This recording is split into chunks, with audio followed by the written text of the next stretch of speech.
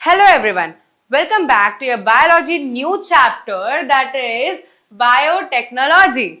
अब what is biotechnology?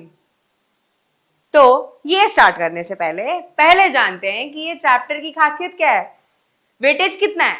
ये chapter का जो वेटेज है वो है 4 से 6 मार्क्स। इंपॉर्टेंट क्वेश्चंस क्या है, एंड ऑफ द लेक्चर, ठीक है। बट ये जान लो कि ये चैप्टर बहुत ही इंटरेस्टिंग है, बहुत ही इजी वे में इसको मिल जाएगा तुमको, बहुत इजी लगेगा, हार्ड नहीं है, बहुत इजी है। अब चलो स्टार्ट करते हैं और जानते हैं कि what is biotechnology. So biotechnology मतलब, बायो मतलब लिविंग ऑर्गेनिजम्स, टेक्नोलॉजी तो तुमको पता ही है। तो जब ये बायो मतलब लिविंग ऑर्गेनिज्म टेक्नोलॉजी के साथ मिल जाता है तो बहुत सारे अच्छे आविष्कार हो गए, ठीक है। तो इन्हीं आविष्कारों के बारे में हम पढ़ेंगे इस चैप्टर में, ठीक है।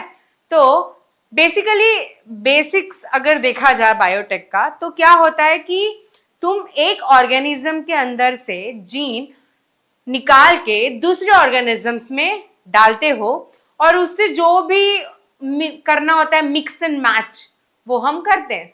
अब इसमें सबसे पहले आप लोग का सवाल आएगा कि मैम इस अर्थ पे इतने अलग अलग स्पीशीज के, इतने अलग अलग प्रजाति के ऑर्गेनिजम्स हैं, राइट। कुत्ता, बिल्ली, बैल, गाय, ह्यूमंस, इंसेक्ट्स, बर्ड्स, बहुत सारे हैं। तो सबसे पहले सवाल आएगा आप लोग का, मैम फिर हम लोग कैसे ये ऑर्गेनिज्म का जीन ये ऑर्गेनिज्म में डाल सकते हैं। एग्जाम्पल, बिल्ली का जीन्स हम इंसान में कैसे डाल सकते हैं, या बिल्ली का जीन्स कुत्ते में कैसे डाल सकते हैं। क्वेश्चन आएगा, आ भी सकता है और आना ही चाहिए ये क्वेश्चन मन में। तो इसका जवाब ये है कि यस, ये मिक्स मैचिंग थोड़ा सा ट्रिकी है, बट मैं बता दूं कि 99% जो अपने बॉडी में डीएनए होता है, जीन्स होता है, वो 99% जो होता है ना, टोटली सेम होता है ऑफ ऑल लिविंग ऑर्गेनिजम्स। समझ में आ रहा है। तो हम जितने लिविंग ऑर्गेनिज्म में, उसमें 99% जो अपना डीएनए है वो सेम होता है। Only it is 1% of DNA जो डिफर करता है। अब आप लोग बोलोगे मैम 1% में इतना डिफरेंस।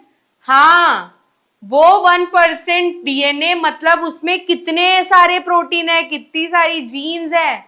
वो 1% को हल्के में मत लो, बहुत है वो 1% डिसाइड करता है तुम्हारा कैरेक्टरिस्टिक्स। एक ह्यूमन अगर दूसरे ह्यूमन से इतना वैरायटी में है, चेंजेस है, इतना कैरेक्टर्स चेंजेस है, वो क्यों है?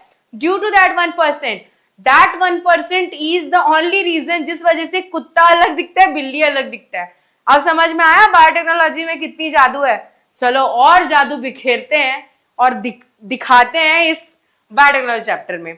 तो सबसे पहले मैंने क्या बताया कि एक जीन हम लेंगे किधर से, एक ऑर्गेनिज्म से, और उसको हम इंसर्ट करते हैं दूसरे ऑर्गेनिज्म में। सिंपली ड्रॉ कर लेते हैं, ये मेरा एक ऑर्गेनिज्म, यहां से मैं जीन ले रही हूं और ट्रांसफर कर रही हूं कहां, दूसरे ऑर्गेनिज्म में। अब बोलोगे मैम ऐसे कैसे, एग्जाम्पल में समझाती हूं। सपोज मुझे डायबिटीज हुआ है, ठीक है। अब डायबिटीज हुआ है तो मतलब क्या, मेरे बॉडी में किस चीज की कमी है, इंसुलिन की कमी है, या फिर मेरा इंसुलिन बन नहीं रहा है, या फिर वो रेसिस्टेंट हो गया है, राइट। तो अगर मैं चाहती हूं कि भाई ये जो मेरे अंदर बीमारी आई है इसे मुझे ठीक करना है या एक नॉर्मल पेस में लेके जाना है, तो मैं क्या करूंगी कि अपना जीन, जो मेरा डिफेक्टिव जीन है, उसको मैं क्या करूंगी, अपने अंदर से निकालूंगी और लेके जाके दूसरे ऑर्गेनिज्म में डालूंगी। जैसे कि ये है मेरा ह्यूमन सेल, ह्यूमन सेल से ये जीन जो है ये कहां जाएगा, सपोज इकोलाई तो जानते होंगे, सबसे प्यारा सा, नाजुक सा, बहुत प्यारा सा ऑर्गेनिज्म है, बैक्टीरिया है, जो कि भाई कंफर्टेबल रहता है, बहुत कंफर्ट जोन में रहता है, बहुत प्यारा सा बैक्टीरिया, माय फेवरेट। तो ये क्या होगा कि ये बैक्टीरिया जीन जो है मैं क्या करूंगी, इस बैक्टीरिया में डालूंगी। अब ये बैक्टीरिया क्या करेगा कि ये जीन में कुछ ऐसे म्यूटेशंस लाएगा, कुछ ऐसे हरकतें करेगा, जिस वजह से क्या होगा कि उसके अंदर इंसुलिन प्रोडक्शन होना स्टार्ट होगा। और जैसे ही इसके अंदर जब इंसुलिन की प्रोडक्शन होने लगेगी, मैं क्या करूंगी, इसके अंदर से वो इंसुलिन निकालूंगी और उसका डोज इस ह्यूमन या मैं खुद को लगाऊंगी। तो जैसे ही मैं वो खुद को लगाऊंगी तो क्या होगा, मेरे अंदर इंसुलिन जाएगा और वो इंसुलिन क्या करेगा, बाहर से इंसुलिन डाला मैंने और वो इंसुलिन क्या करेगा, मेरे जो शुगर लेवल है, शुगर डायबिटिक एक्शन जो है उसको क्या कर देगा, वो लोअर करेगा। तो ये कुछ थेरेपी होता है, ये कुछ चीजें होती हैं किसमें, बायोटेक में। अब जब ये ह्यूमन सेल से जो जीन मैं ट्रांसफर कर रही हूं एक ऑर्गेनिज्म में, तो ये दो तरीके से होता है। एक होता है डायरेक्ट मेथड, ठीक, एक होता है डायरेक्ट मेथड जिसमें मैं क्या डायरेक्टली अपना जीन मतलब जीन ह्यूमन सेल से निकाल के मैंने ऑर्गेनिज्म में डाल दिया, इजी वे। दूसरा जो मेथड होता है वो होता है इनडायरेक्ट मेथड।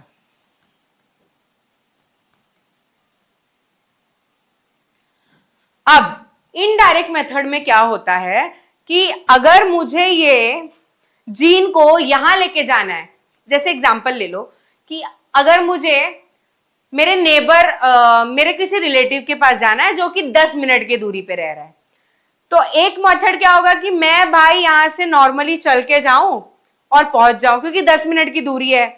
बट कभी ऐसा हो गया कि मुझे कंटाल आ रहा है, मुझे नहीं जाना है, मुझे बहुत आलस हो रहा है, मुझे पैदल नहीं चलना है, तो मैं क्या करूंगी, मैं किसी बस, कैब या रिक्शे का सहारा लूंगी कि भाई वो मुझे अपने गाड़ी में बैठाए और मुझे ड्रॉप करे मेरे रिलेटिव के घर। तो वो होगा जो सेकेंड मेथड होगा, इनडायरेक्ट मेथड।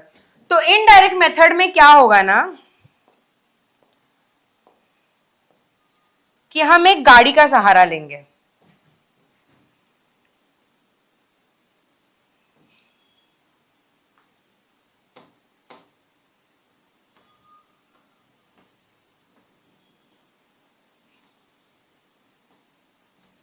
ठीक है, ये कैब का सहारा लिया, उसमें मैं क्या करूंगी, अपने जीन ऑफ इंटरेस्ट, जो भी मेरा जीन ऑफ इंटरेस्ट है उसको मैं बैठाऊंगी और उसको बोलूंगी भाई तू जा इधर पे क्योंकि तेरी यहां पर जरूरत है, ठीक है।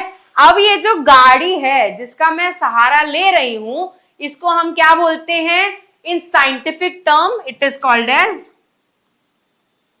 वेक्टर। तो ये अपनी वेक्टर गाड़ी है जिसके अंदर वो मेरा जीन जाएगा और ये लेके इसको किधर पहुंचेगा, दूसरे ऑर्गेनिज्म के पास।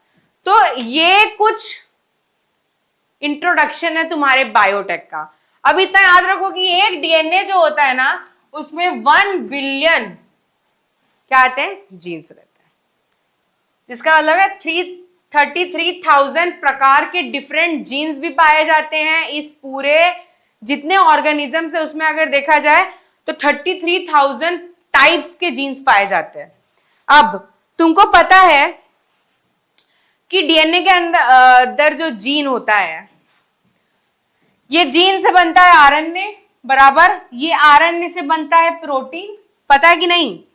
तो ये जो जीन से आरएनए, आरएनए से प्रोटीन बनता है, इसको हमने पढ़ा होगा 11वीं कक्षा में, 11th स्टैंडर्ड में, कि इसको हम क्या बोलते हैं, सेंट्रल डोग्मा। क्या बोलते हैं इसको, सेंट्रल डोग्मा, ठीक है। आई होप कि जो तुम्हारा इंट्रोडक्शन है बायोटेक का वो क्लियर है।